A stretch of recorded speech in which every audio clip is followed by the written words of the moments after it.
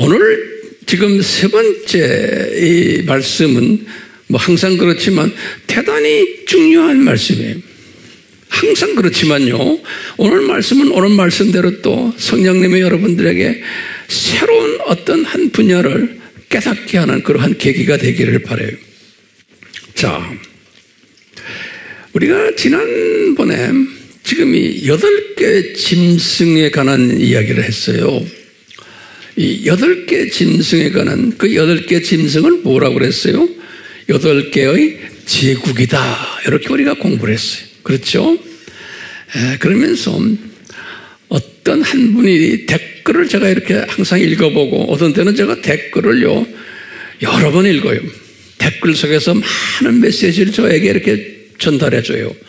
그래서 댓글 쓰는 분들 정말 주님께 감사해요. 왜? 그거 쓰는 게 쉽지가 않아요. 그리고 그냥 뭐 감사합니다 황 목사님 이 정도 수준이 아니잖아요. 우리 댓글은요 아주 영성이 정말 괜찮은 분들을 통해서 주님이 댓글을 주시면서 그 댓글 속에서 저에게 또 가르치는 게 있어요. 그러니까 댓글을 사용하셔서 저에게 말씀을 하시는 경우가 많아요. 그래서 저는 항상 이렇게 댓글을 읽기 전에 주님 이 댓글을 통해서 저에게 말씀해 주십시오 라고 하면서 저는 댓글을 읽고 있어요.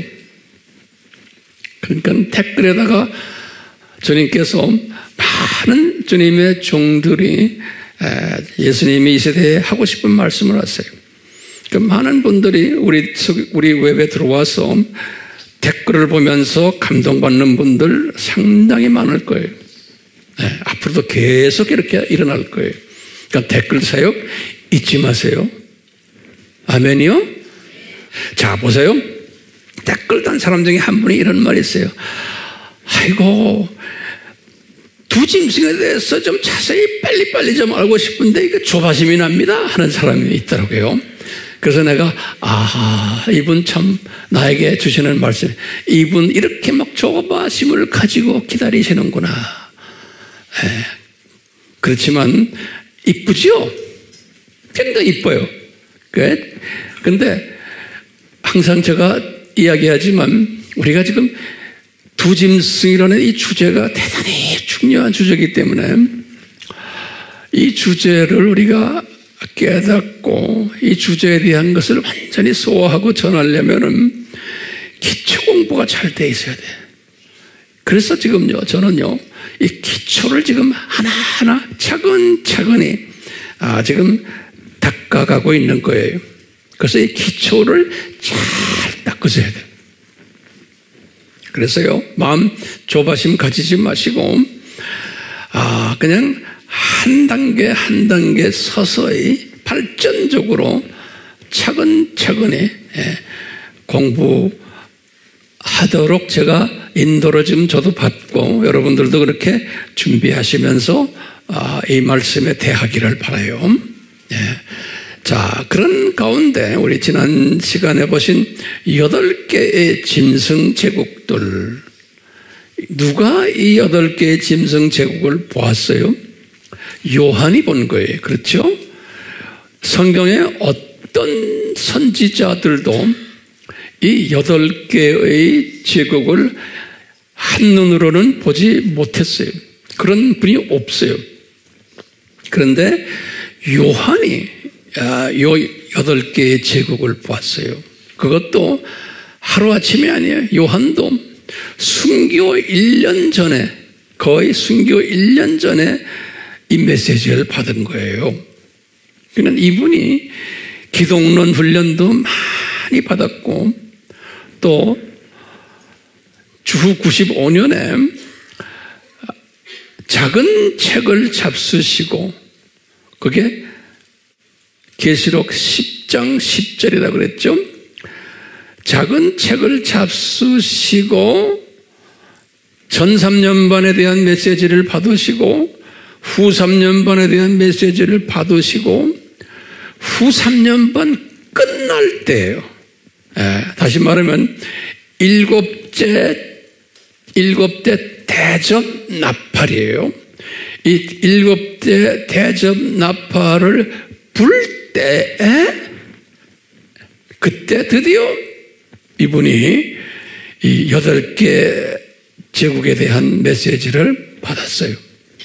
그러니까요, 대단히 훈련 받은 후에 이 8개의 제국 메시지를 받았어요. 근데 제가 자세히 보면 이분도 이것을 자세히는 받지 않았지만 이 8개의 제국이 있다라는 것을 이제 이분이 어렴풋이 이제 받은 거예요. 그러니까 다른 선지자들은 이렇게 받은 게 없어요. 이제 좀 이따가 우리가 다니엘도 보겠지만 다니엘이 고작 해야 4개 정도 받았어요. 네, 그런데 다른 선지자들은 뭐 거의 이런 제국에 관한 메시지를 구체적으로 받은 분이 제가 볼 때는 없어요. 그렇기 때문에 이 8개의 제국이 무엇인지는 여러분들 다 알고 계세요. 제가 칼럼에도 자세히 썼으니까 그걸 다시 한번 확인해 보시고, 그러니까 이 짐승 제국에 대한 이 메시지를 받은 분이 누구냐? 예언자들 중에서 그러면 최소한 다니엘이다. 다니엘은 8개 다는 아니지만 다니엘은 주전 600년 분이세요. 그 다음에 이제 요한이다. 신약에 와서도 다른 유명 인사들, 신약 인사들이 이걸 받지를 못했어요. 요한만, 그것도 순교 1년 전에, 주후 95년에. 그렇기 때문에 같은 8개의 메시지는 다는 아니지만 이 짐승 메시지를 받은 다니엘과 요한을 잠깐 비교를 해보면, 이 두 분을요, 비교를 해보면 첫 번째, 이 시대적으로 차이가 있어요. 비교를 해보면요. 어떻게 차이가 나느냐? 600년 차이가 나요.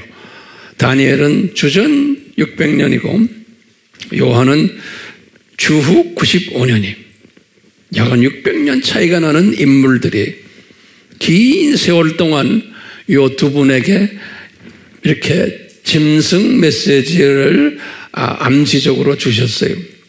두 번째의 배경은 시대적 환경의 차이가 있어요. 다니엘을 보면요, 다니엘은 바벨론 제국 때 포로로 간 분이거든요.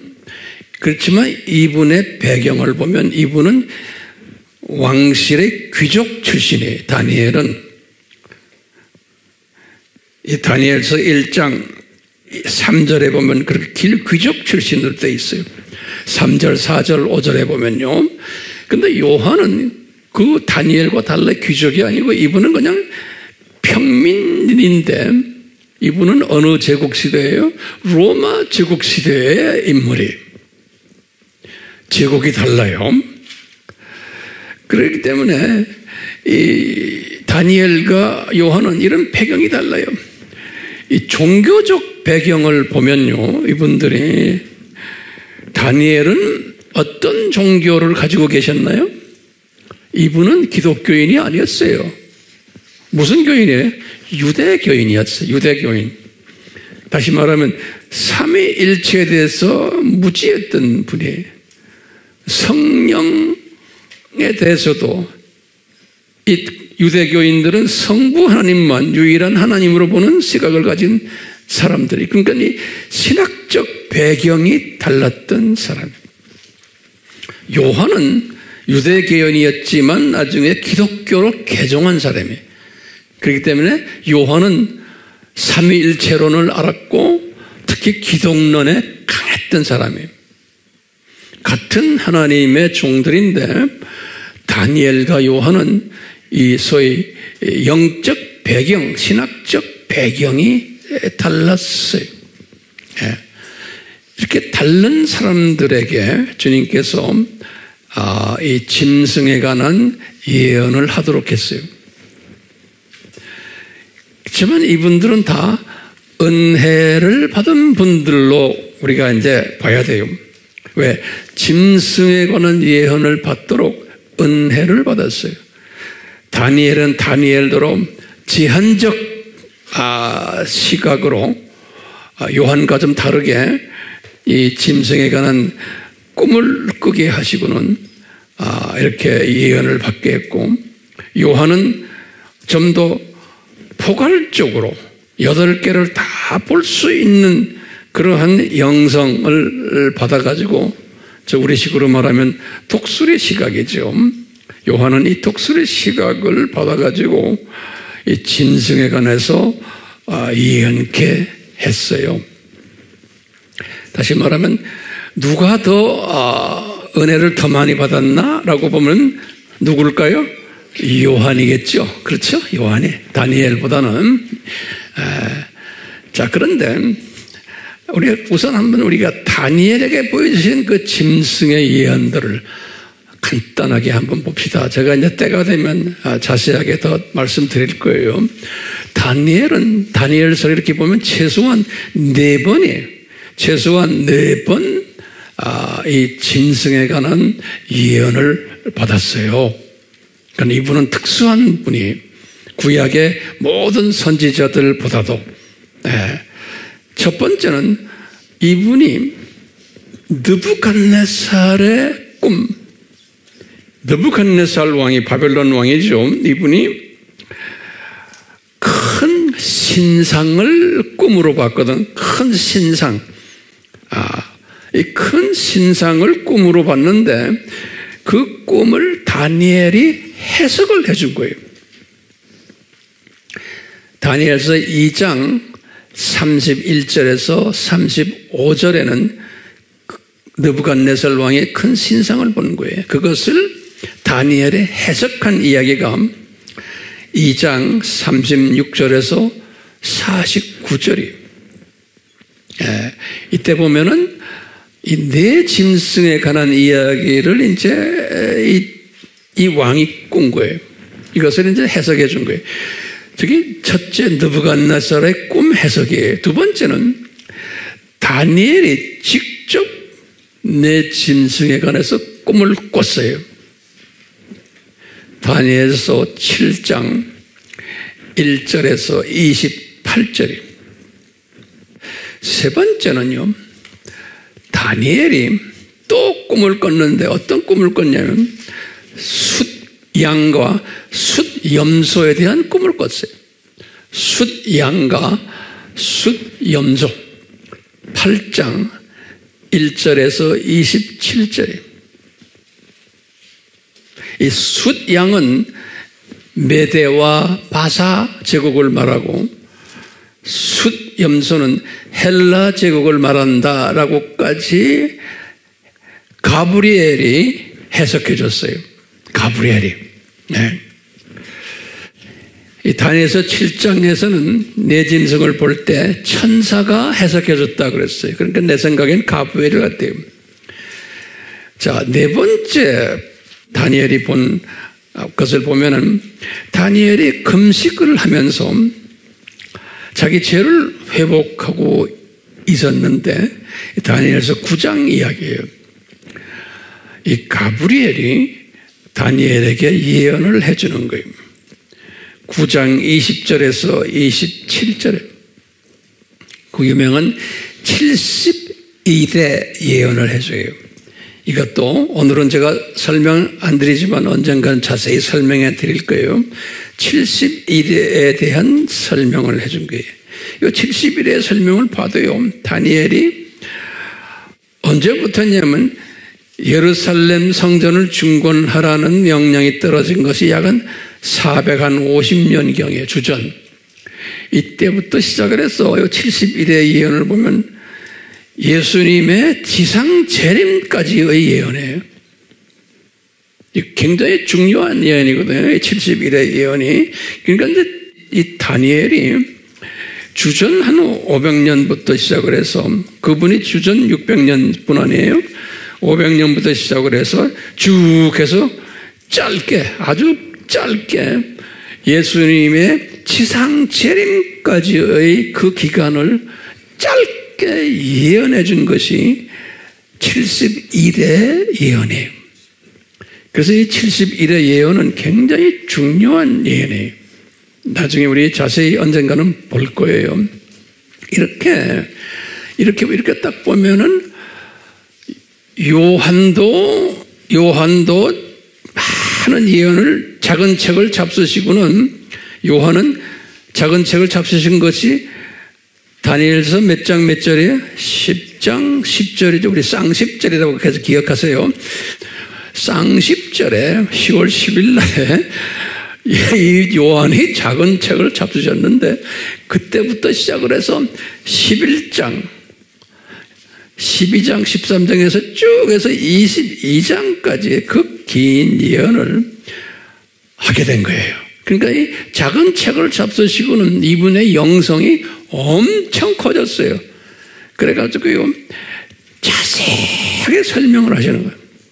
근데 보면요 우리 요한계시록 우리 지난번 제가 이 시리즈에서 말씀드렸지만 일본 시리즈에서요 이 요한이 이 작은 책을 잡수시고는 이제 12장 1절과 2절에 뭐였어요? 이 해를 입은 여자, 그 여자가 어떻게 돼요? 나중에 십자가에서 죽으시고 그 여자가 아기를 낳고 그 아기 아들을 낳고 십자가에서 죽는 이야기까지 그것을 12장 1절에서부터 2절에 암시적으로 보여줬어요. 이 말은 뭐냐면 하나님의 신비예요. 이 말은 뭐냐면 창세전에 이 예수 그리스도가 십자가에서 죽으실 것을 암시적으로 보여준 이야기가 요한계시록 12장 1절과 2절이라고 그랬죠. 기억나시죠? 이 공부를 안 한 분들은 공부하시길 바라요. 그리고는 3절부터 보면 사탄의 타락 이야기가 나와요. 그것을 우리가 불법의 신비라 그랬죠. 그러니까 이 요한이 이 작은 책을 잡수시고는 창세 전부터 시각을 가지게 하시고는 이 사람이 구체적으로는 몰랐지만 그 메시지를 받은 거예요. 창세 전부터 해서 쭉 해서 어느 신비까지 했어요? 주 70년까지를 먼저 보신 거예요. 12장에 1절에서부터 6절. 그리고는 또 점프를 해가지고 6절에 뭐예요? 1300년 반으로 가가지고 쭉 우리 보는 이야기 했죠? 그리고는 이분이 1300년 다 보시고는 이 신비 중에 뭘 또 이분이 봤어요? 두 짐승까지를 본 거예요. 처음에 7 신비, 그 다음에 5 신비. 1300년부터 시작해서 5 신비인데 마지막 5 신비의 마지막 신비가 계시록 13장에서 나오는 두 짐승 신비. 그러니까 요한은 창세전부터 시작을 해서 쭉 해서 오늘날 두 짐승까지를 이분은 자세하게 본 사람이에요. 13장 1절부터 18절 그 긴 내용을 자세하게 본다. 그 안에 정확하게 뭔지는 이분이 몰랐을 거예요. 그렇지만 이 메시지를 이렇게 받은 거예요. 두 짐승에 관한 메시지까지. 그뿐입니까? 이분이 말이죠. 1300년 반 때 어떤 일들이 일어날 것을 나팔에 관한 나팔 재앙에 대해서 자세하게 본 사람이에요. 다니엘이 봤어요? 다니엘은 못 봤어요. 그렇죠? 후 3년 반 때 무슨 재앙이에요? 7 뭐예요? 7 대접 재앙까지도 자세하게 본 사람이에요. 요한이 다니엘은 이게 자세하게 보지 못했어요. 왜 이분이 이렇게 자세하게 볼 수 있었나요? 그러면 뭐라고 그래요? 이 작은 책을 잡수시니까 영성을 이렇게 크게 해준 거예요. 요한이 요 7 재앙에서만 끝났어요? 아니에요. 요한이 7번째 재앙 때 뭘 보셨냐? 6번째 재앙 때 아마겟돈 전쟁을 봤어요. 이분이. 그리고는 7번째 재앙 때 지금 8 짐승의 신비를 본 거예요. 그러니까 이 여덟 번째 이 짐승의 신비는 아주 영성이 커야 돼요. 커야지만 이 신비를 충분히 소화할 수 있어요. 아무나 되는 게 아니에요. 어떻게 알아요, 황 목사님? 그러면 요한을 보면 아는 거예요. 요한이 뭐에 강했어요? 기독론은 전문가였고 삼위일체론 전문가였고 또 이 우리가 지금 하나님의 나라에 대한 것도 창세전부터 시작해서 저 세상 타락 후에 이 세상 7,000년 이것이 창조 목적 학교 그 다음에 저 세상까지를 요한에게 어렴풋이 그래도 큰 그림으로 보여준 거예요. 다니엘도 이 비슷한 걸 봤지만 요한의 수준이 아니었어요. 다니엘은. 그런데 요한은 아주 포괄적으로 이걸 본 거예요. 왜 그럴까요? 하면 다니엘은 뭘 먹었다?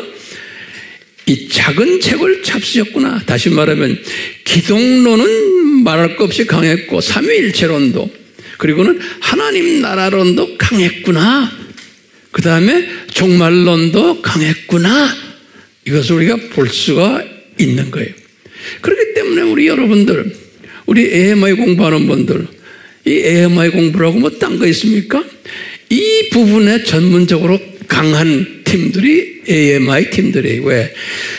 제가 내 나름대로 제가 깨달은 것을 정성 들여서 가르친 것이 이 분야들이에요. 전문적으로요. 동의하세요? 예? 이게 아무나 안 돼요. 신학교를 졸업해도 안 돼요. 우리 이 속에 지금 공부하는 분들 중에 많은 선교사님들과 목회자들이 많아요. 왜? 신학교에서 안 배웠기 때문에 그러는 거예요. 그것을 나 공부합니다. 바깥에다는 이야기 안 해요. 그렇지만 몰래 공부하는 사람 꽤 많아요. 우리는 알 필요도 없어요. 누가 공부하는지. 자, 우리는 그러니까 누구 되려고 지금 합니까? 누구 되려고? 다니엘이 되려고? No. 요한이 되었으면 하는 우리의 소원이 있는 거예요. 아멘이요? 여러분들이 이 요한이 되었으면 하는 소원이 있어요. 요한이 되었으면. 자, 그러니까 이 요한이 쭉 하다가 우리 계시록을 보면은 7 대접이 끝난 후에 혼인잔치 장면도 쫙 본 사람이에요. 19장 7절에서부터 10절에. 다니엘은 못 봤어도 다른 예언자들도 이 혼인잔치 장면을 이렇게 본 사람은 없어요. 성경에 그 유명한 사람들. 에? 또 요한이 예수님의 지상 재림 장면도 아주 자세하게 봤어요. 작은 책을 잡수셨으니까 뿐만 아니라 천년왕국에 대해서도 구체적으로 보신 거예요. 그리고 신천신지에 대해서는 21장, 22장에 자세하게 또 그림을 그려줬어요. 그러니까 어느 그 유명 인사들도 이렇게 요한처럼 독수리 시각을 가지고서 이렇게 본 사람들이 없어요. 제가 예를 들어드릴게요. 구약에 나오는 유명 인사들 중에 그 예언자라고 하는 분들 계세요. 구약에. 우리는 항상 구약의 예언자들, 우리 알죠? 예언서들, 20명이 훨씬 넘을 거예요. 예언자들. 그런데 우리가 우리 입에 오르내리는 그 유명 예언자들을 잠깐 한번 살펴봐요. 첫째, 예언자들이 구약에 나오는 스토리들의 예언자들이 주로 예언을 뭐 했냐면요. 첫 번째 722년에 대한 예언들을 했어요. 722년이 뭐예요? 이스라엘이 딴짓하니까 창조 목적을 위배하기 때문에 하나님이 아수르 제국을 불러다가 혼쭐을 낼 것이다라는 예언이에요. 그러니까 창조 목적을 하나님의 자녀들이 위배할 때 혼주를 받을 거다라는 예언이에요. 근데 그것도 구체적으로 아수르 제국에 관한 아수르 제국을 8제국 중에서의 한 제국이에요. 아수르 제국을 들어다가 혼주를 낼 거다라는 예언이에요. 이것을 내가 722년 예언이다 그러죠. 이 예언을 최소한 내가 성경을 쭉 섭렵해 보면 5명의 선지자들에게 했어요. 5명의 선지자, 한 명만이 아니에요. 그분이 누구냐면 첫째 요엘 선지자예요. 830년 분이에요. 주전. 두 번째는 아모스 선지자예요. 자세한 내용은 제가 따로 이제 공부하게 돼요. 아모스는 760년 분이에요. 연대가 중요해요. 연대가. 네. 세 번째는 호세아 선지자예요. 755년. 그 다음에 미가 선지자예요. 750년이에요. 그 다음에 이사야 선지자예요. 이분도 750년으로 보면 돼요. 그럼 보세요. 이분들은 다 722년 사건 전에 있었던 선지자들이에요. 제 말 따라오세요. 그러니까 722년 전에 있었던 선지자들이 앞으로 이렇게 722 사건이 일어날 것을 예언케 했어요. 그런데 그 예언이 구체적으로 뭐예요? 아수르 짐승을 사용하셔서 혼쭐 내겠다는 이야기예요. 그러니까 창조 목적 학교 학생들이 훈련받는 이야기예요. 창조 목적을 위배했기 때문에 짐승을 사용하는 이야기예요. 똑같아요. 오늘날도 이 두 짐승 시대죠. 이 두 짐승 시대를 왜 허락하셨나 하면 누구를 위해서 허락했다고 보세요? 우리를 위해서 허락한 거예요. 그러니까 이 시대에 살고 있는 하나님의 자녀들을 위해서 이 두 짐승들을 세우신 거예요. 이 두 짐승 그룹들이 구체적으로 지금 여러 방면으로 우리를 지금 괴롭히고 있는 거예요. 그리고 나중에 심하게 더 괴롭힐 거예요. 이 원칙 잊지 말아 주시길 바라요. 그 때문에 신문 또는 여러 가지 뉴스만 보면 속상해 이런 말인데 하지 않기를 바라요. 속상하다 하는 사람은 아직도 이 큰 그림을 완전히 보지를 못해서 그래요. 자, 722년 예언을 누구한테 했어요? 요엘, 아모스, 호세아, 미가, 이사야. 그리고는 좀 있다가 두 번째는 또 586 예언을 또 시킨 거예요. 586은 이분들이 북722는 북이스라엘 왕국을 향한 거고 586 사건은 남쪽 유다 왕국을 위한 거예요. 이 팀들도 똑같이 창조 목적을 위배하니까 바벨론 짐승을 사용하신 거예요. 바벨론 제국을. 여기에 대한 예언을 한 선지자들은 약 한 6명 정도가 제가 보기에 발견이 돼요. 6명. 첫 번째, 똑같이 이사야예요. 두 번째는 스바냐예요. 스바냐. 요거 630년. 또 예레미야예요. 600년. 또 에스겔. 한 600년 돼요. 그 다음에 학개. 요번도 약 한 550년 정도. 근데 586 사건을 이분이 이야기했어요. 그 다음에 스가랴 선지자. 이분은 500년 정도인데 이분도 이야기했어요. 이런 걸 보면은 몇 명이에요? 6명. 이렇게 722 예언, 586 예언이에요. 근데 이 중에 특별히 또 더 아주 자세하게 예언케 한 선지자들은 3명 정도가 있어요. 요 586이나 722 예언에 더해서 더 예언을 하긴, 다시 말하면 다니엘이나 요한에게 주셨던 부분 일부를 예언케 한 분들 3분이 있어요. 그 중에 한 분이 누구냐면 이사야예요. 이사야는 상기 이런 예언들을 586, 722 예언을 받고, 또 이분은 천년 왕국에 대한 예언을 받았어요. 이사야가.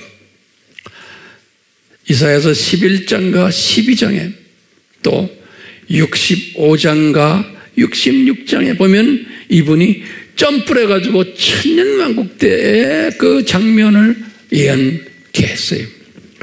두 번째, 에스겔이에요.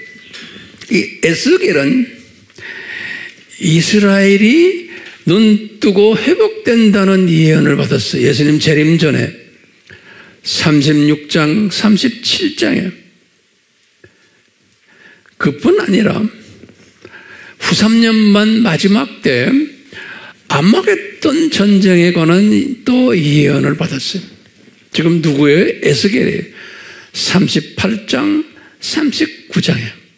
뿐만 아니라 이제 에스겔 40장에서 48장은 제4성전에 관한 예언을 받았어요. 천년왕국 때 지어질 제4성전에 관한 예언을 받았어요. 그러니까 에스겔도 대단한 예언가였어요. 한 분 더 있으면 스가랴예요. 이 스가랴도 대단한 예언가예요. 이분은 7년 환란에 관한 예언을 받았어요. 12장, 13장. 그 다음에 예수님의 지상 재림에 관한 예언도 받았어요. 14장 1절에서 7절에. 또 천년 왕국에 대한 예언도 받았어요. 14장 8절에서 11절, 14장 8절에서 11절. 그 다음에 4차 마지막 추수, 이 4차 전쟁하고 마지막 추수, 그러니까 곡과 마곡의 전쟁에 관한 예언도 아주 구체적으로 받았어요. 14장 12절에서 19절에. 뿐만 아니라 이 새하늘과 새 땅에 관한 예언도 받았어요. 스가랴가요. 14장 20절에서 21절.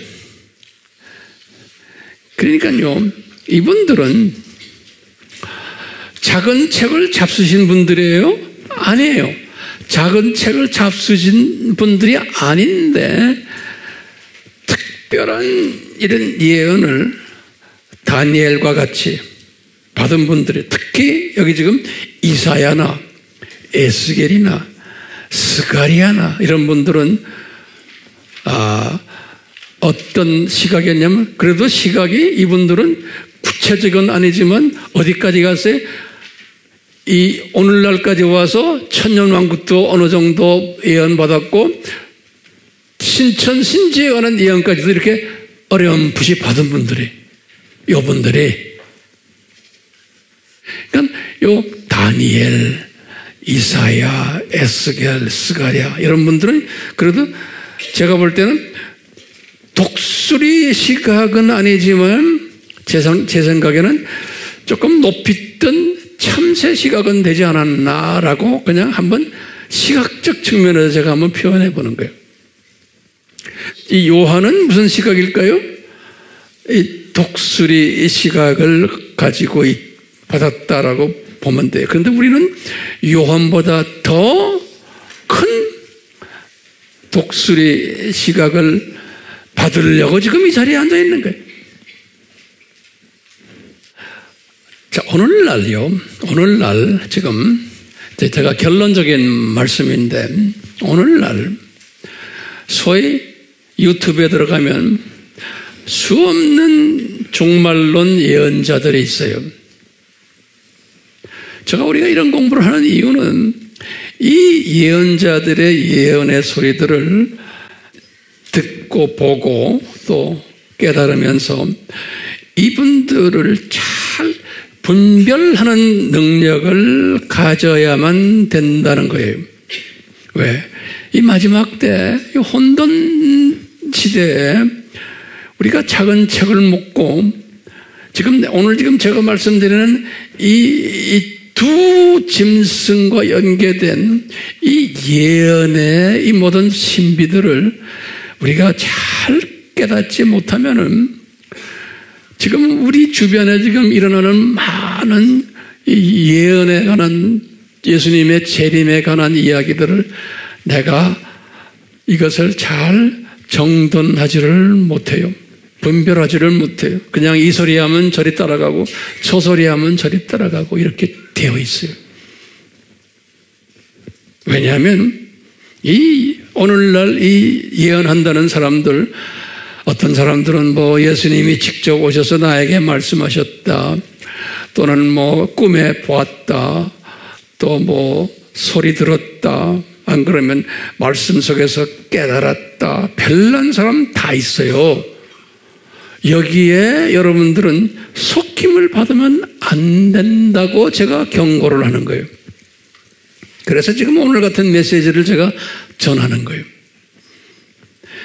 이런 분들의 하는 말을 잘 듣고는 요 근래에 와서는 지금 하마스 전쟁, 이것이 3차 전쟁의 시작이다라고 하는 분들도 계시죠? 많죠? 그러면 그 말에 우리가 동의합니까? 안 하는 거예요. 하지 말아야 되는 거예요. 그런데 그렇게 말하는 사람 많아요. 그리고 조회수를 보면 수만 명이에요. 수만 명. 그러니까 안타까운 거예요. 수만 명이 거기에 들어가서 알겠습니다. 알겠습니다. 좋아요. 왜? 이런 메시지를 받고는 이제 3차 전쟁이 곧 일어난다니까 회개하고 주님을 기다리는 이런 동기를 부여시켜 주니까 나쁘진 않죠. 그렇지만 그러다가 이제 3차 전쟁이 안 일어난 거예요. 1년 후에. 그러면 또 혼돈하는 거예요. 그러니까 쓸데없는 말들을 해가지고 많은 사람들을 실족시키거나 혼돈시키는 일들을 야기하기 때문에 그런 거예요. 자, 그렇기 때문에 항상 우리는 이것을 알아야 돼요. 첫째, 예언을 하는 사람들을 딱 보면서 이분의 첫 번째 조건이 있어요. 이분의 이 신학 배경을 우리가 알고 있어야 돼요. 어떤 신학 배경을 가지고 있는가. 그래서 우리가 이게 다 공부하는 거예요. 뭐냐면요, 어떤 분들은 완전히 이단인 분들도 있어요. 이단인데 이런 소리 하는 사람도 있어요. 두 번째는 소위 이 후천년주의자들이 또 있어요. 후천년주의자들은 알죠? 이 세상을 낙원화시키려고 하는 사람들. 이런 분들의 백그라운드를 가지고 이야기하는 사람들도 있어요. 소위 누구라고 내가 이야기 안 합니다. 또는 어떤 분들 중에는 무천년주의의 사상을 가지고 이런 이야기하는 사람도 있어요. 그러니까 우리 AMI 팀들은 제가 이렇게 좀 그 신학적인 용어를 쓸 때 다 맑게 알아듣죠. 이제 이 말귀를 못 알아듣는 분들, 이 웹을 통해서 공부하는 분들 중에서 그러면 이거 설명해 주시오 그러면은 가끔 그런 사람들이 있는데 곧 그런 댓글이 있는 데다가 또 답을 달아주는 몇 사람이 있더라고요. 얼마나 내가 고마운지 몰라요. 자, 제가 다시 말해요. 이런 이 종말에 관한 이런 이야기들이 올 때 이분의 신학 배경을 먼저 이렇게 들어보면 알잖아요. 이 배경을 먼저 우리가 알아야 돼요. 이단들인가 또는 후천년주의자들인가 무천년주의자들인가 또는 세대주의자들인가 또는 역사적 전천년주의자들인가 이것을 딱 분간하는 분별력을 먼저 가질 필요가 있어요. 그러면 황 목사님 어떻게 가집니까? 공부하면 되는 거예요. 다 있잖아요. 공부 안 하고 매일 그냥 물어보기만 해요. 그거 아닌 거예요. 이제 공부하셔야 돼요. 그래서 우리가 아바 공부가 절대로 필요한 거예요. 자, 또 한 가지. 이런 유튜브에 이런 메시지들 볼 때 같은 복음주의자들인데도 다른 소리 하는 사람들이 있어요. 이 두 짐승에 관한 이야기도 그렇고 또 여러 가지 예수님의 재림에 관한 이야기들도 보면요. 왜 그럴까요? 그러면 여러분들 그걸 좀 적어 놓으세요. 왜 다른 소리 하는가? 같은 복음주의 사람들인데 같은 역사적 전천년주의자들인데도 왜 그러냐? 항상 잊지 마세요. 첫 번째는 예언의 은사의 분량이 다르구나. 이걸 우선 우리가 알아야 돼요. 또 두 번째는 예언의 은사를 받지 못했는데도 지금 예언하는구나. 이것도 우리가 알아야 돼요. 또는 예언의 은사를 받았지만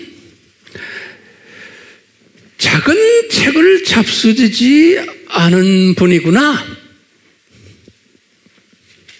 이렇게도 우리가 볼 수 있고 또는 작은 책을 잡수지 않았지만 다니엘 수준이구나. 또는 이사야 수준이구나. 에스겔 수준이구나.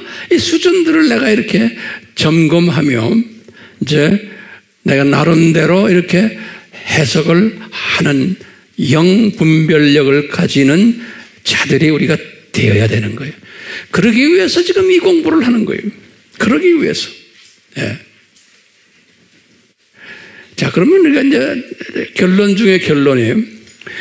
우리의 지금 이 공부하는 목적은 누구의 영적 수준까지 가고 싶어서 그래요? 요한이에요. 요한의 영적 수준까지 되기를 소원하면서 지금 우리가 이 말씀을 지금 공부하고 있어요. 예. 그러면 이제 마지막 우리 질문이 어떻게 요한의 수준이 될 수 있을까요? 내가 다시 질문해요. 어떻게 내가 요한의 수준으로 될 수 있을까요? 다시 말하면 이 독수리 시각이 저 세상, 이 세상, 저 세상을 이렇게 쫙 보고 그것도 자세하게 보고 자세하게 본다는 건 뭐냐면 그 안에 들어있는 마지막 때 부분, 종말론을 자세하게 또 보는 거예요. 세미한 망원경 가지고 또 현미경 가지고 조리개를 넓혔다 높였다 하면서요. 이런 요한의 수준이 되려면 어떻게 해야 되느냐? 그러면 저에게 대답 좀 해줘요. 첫 번째 뭘까요? 예? 첫 번째. 이게 내 힘, 내 노력, 내 뜻으로 안 돼요. 그거 좀 적어 놓으실래요? 내 노력과 내 뜻과 내 힘으로 내 실력으로는 안 돼요. 불가능. 그게 중요한 개념이에요. 예? 내가 아무리 공부를 아무리 해도 안 돼요. 예. 지적으로는 높아질 수 있지만 그럼 뭐가 따라와야 돼? 처음에 예수 그리스도의 은혜가 따라와 줘야 돼요. 제일 중요한 개념이에요. 그러니까요. 그래서 우리가 은혜 받았다 그러잖아요. 이 은혜 받았다는 게 이렇게 우리가 상당히 남용하거든요. 조금 기분 좋으면 은혜 받았다 그래요. 이런 수준의 은혜가 아니잖아요. 예. 지금 이 요한의 은혜예요. 이 요한이 다른 유명 인사들과 비교를 해서 볼 때 오늘요. 이분은 특별한 은혜를 받은 사람이에요. 그래서 이분은 시각이 이렇게 넓은 사람이 된 거예요. 그 많은 유명 인사들 중에서도. 예. 그렇기 때문에 이 요한의 은혜가 뭐냐? 그 받으려면 첫째로 예수 그리스도의 은혜가 임하여야 된다는 거예요. 네. 그래서 요한계시록을 끝내면서 22장 21절이죠. 이 요한계시록을 접하는 분들아, 하나님의 자녀들아, 예수 그리스도의 은혜가 너희들에게 임하여야 된다 그러는 거예요.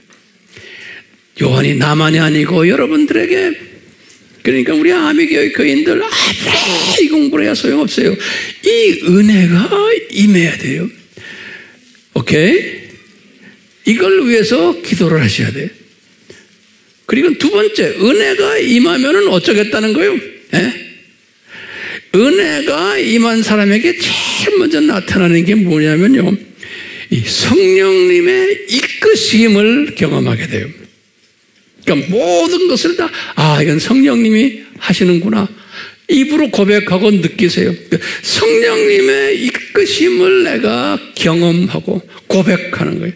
입만 열면 성령님이 나에게 이렇게 하신다. 네. 그러면 세 번째로, 황 목사님, 어떤 이끄심인가요? 구체적으로 성령님이 나를 어떻게 이끄시나요? 그러면 뭐라고 대답해요? 그러면 대답은 간단해. 작은 책을 먹으려고 배고파하는 이끄심을 주세요. 제일 중요한 게 작은 책이니까. 그러니까요, 작은 책에 대해서, 기독론과 삼위일체에 대해서 배고파하고, 하나님 나라에 대해서 배고파하고, 종말론에 대해서 배고파하는, 이런 계속 공부하고 배우려고 그러고 배고파하는 사람이에요. 배고파하는 사람, 이런 이끄심을 받는 거예요. 이런 이끄심을 받은 다음에 그 다음에 뭐해요? 이것을 남에게 가르치려고 하는 소망이 생기는 거예요. 나눠주려고 하는 소망이. 그러면서 이것을 아프리카에 있는 내 형제들에게도 나눠줘야지, 아시아의 각 나라의 사람들에게 나눠줘야지, 중동의 사람들, 이런 마음이 생기는 거예요. 근데 내가 못 가. 그러니까 황 목사님이 가시니까 목사님을 위해서 기도해야지, 이런 마음이 생기는 거예요. 하라가 다 아니에요. 우리 다 그런 마음 가지죠? 예. 그게 성령님의 이끄심이에요. 그러니까 이 메시지가 만민에게 흘러가야지라는 그 은혜를 주시는 거예요. 이런 은혜가 임하고 이렇게 배고파하고 하다 보면 그 다음엔 주님이 주시는 게 있죠. 우리 다 알죠? 다윗의 영성을 주님이 열매로 주시잖아요. 네? 지혜와 지식으로 가득 차게 만들어 주시고, 능력 있는, 권력이 있는, 파워풀한 티칭하게 해주시고 카운슬링하게 해주시는 거예요. 파워풀한 카운슬링, 이 파워풀한 티칭을 하게 해줘요. 입만 열면 능력이 나타나는 거예요. 그러면서 다윗의 영상이 그러면서 뭐예요? 이 지식으로 하나님을, 여호와를, 예수님을 경외하는 자로 나를 발전시켰습니다. 그러니까 창조 목적에 철저하게 순종하는 자로 주님이 바꿔주시는 거예요. 그러니까 이 카테고리에 들어오지를 않으면은 우리가 아무리 공부를 해야 소용없어요. 네. 저는 우리 여러분들을 한 분 한 분 볼 때마다 이분이 어느 정도 수준인가 나름대로 내가 이렇게 딱 보고 있어요. 그래서 지금 오고 있구나, 어느 과정 속에서. 근데 전년 안 오는구나, 아니 많이 왔구나, 이것을 이제 제가 이렇게 나름대로 이렇게 보게 돼요. 그래야지만 제가 여러분들을 이렇게 잘 이끌어 줄 수 있잖아요. 네. 이렇게 다윗의 영성을 가지는 목적이 뭐예요? 그러면 우리가 신부감이 되려고 그래요. 신부감. 내가 원해서가 아니고 성령님께서 우리를 예수님의 신부로 만들어 주시는 거예요. 왜냐? 이런 사람을 예수님이 필요로 하기 때문에 그런 거예요. 신부감으로. 왜냐? 신부들은 천년왕국 때 왕노릇해요. 예수님이 맡겨주신 모든 일들을 하도록 주님이 잡을 주시기 때문에 이런 사람이 예수님의 입장에서는 필요한 거예요. 네. 그리고는 새하늘과 새 땅에서도 마찬가지. 그러니까 이 창조 목적 파트너들이 필요하기 때문에 주님께서 이런 사람들을 만들어내시는데, 그런데 은혜를 베푸셔가지고 만드신다는 거예요. 그러니까요, 이제 저는 목회자로서 또는 선생으로서 여러분들 중에 이렇게 보면서 저분이 은혜를 받은 분이구나, 이 은혜를 아닌가를 어느 정도 이렇게 볼 수가 있는 거예요. 따라오는 거를 보면. 그러니까 우리 교회 가끔 출석하려면 제대로 출석해야지. 가끔 한 번씩 오는 분들이 있어요. 그런 분들 그러지 마시고 자주 오세요. 자주가 아니고 매주 오세요. 그 다음에 또 뭐 해야 돼요?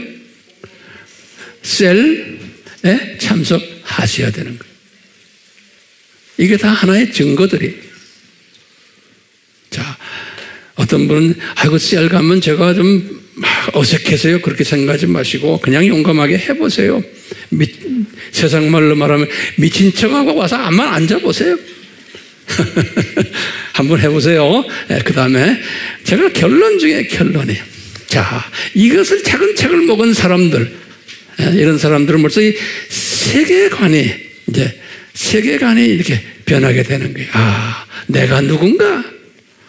아, 나는 잠깐 이 세상에 던져진 나그네구나, 순례자구나, 학생이구나, 안개 같은 존재구나. 다들 유명 인사들이 다 그렇게 말했어요. 성경에 보면 나는 본래가 천국 백성인데 잠깐 방문한 존재구나.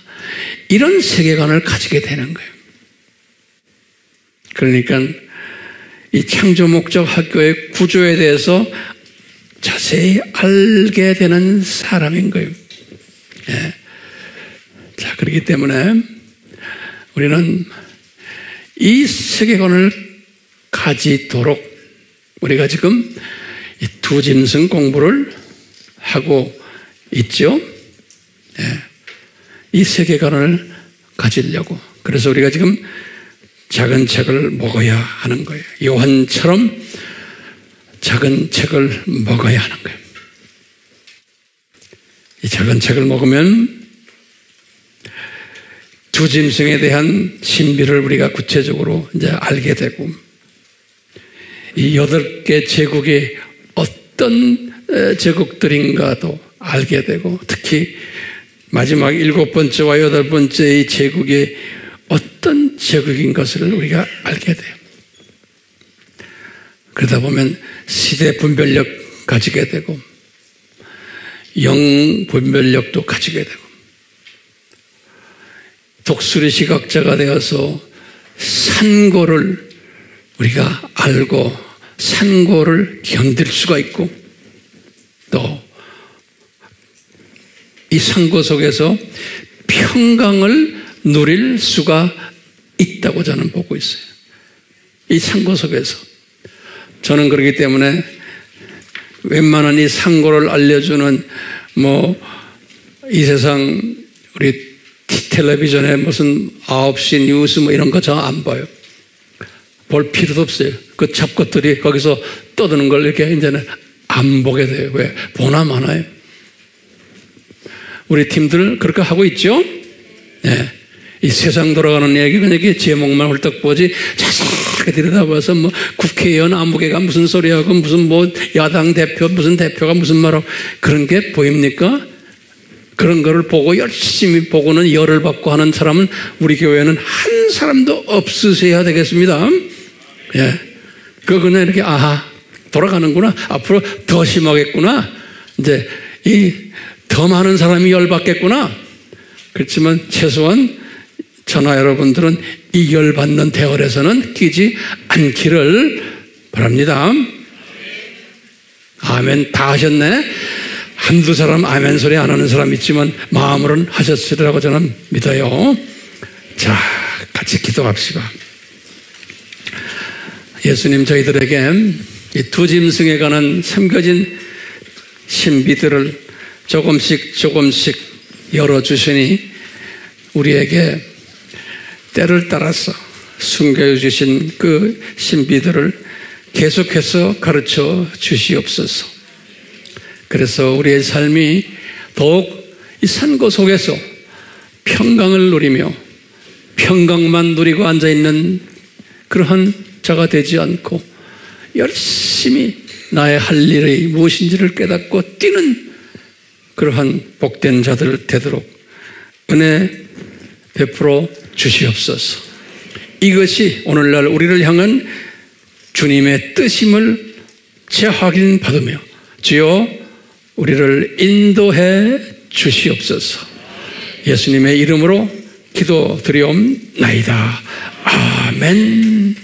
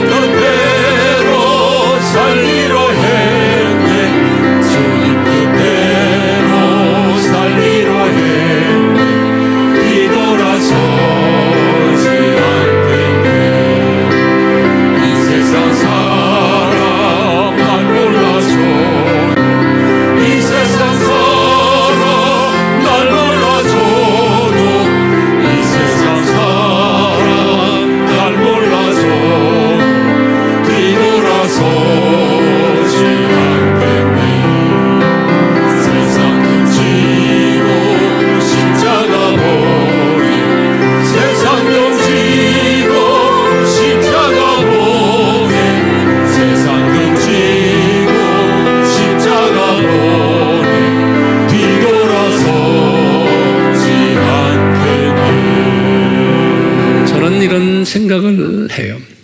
우리가 이제 혼인잔치에 올라갔을 때 구약 시대의 유명 인사들을 다 만날 터인데 그때 다니엘 보고 다니엘 선생 그러면 다니엘이 야 네가 우리보다 낫다 그럴 거예요.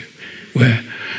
내가 가지고 있었던 우리 구약 때 선지자들이 가지고 있었던 이 큰 그림을 자기네가 봐야 그냥 국지적인 그림만 봤는데 어떻게 너희들은 이 큰 그림을 다 보느냐? 그러면 우리는 뭐라고 대답해야 돼요? 아, 이것은 예수님의 은혜입니다.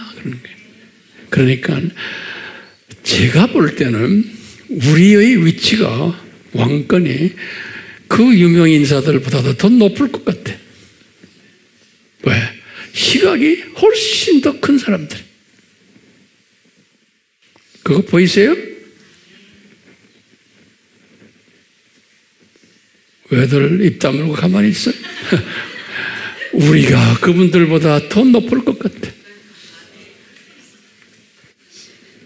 예수님, 우리를 이런 존귀한 자리로 높여주시고 우리의 삶을 통해서 홀로 영광 받아 주시옵소서. 예수님의 이름으로 축원하옵나이다. 아멘.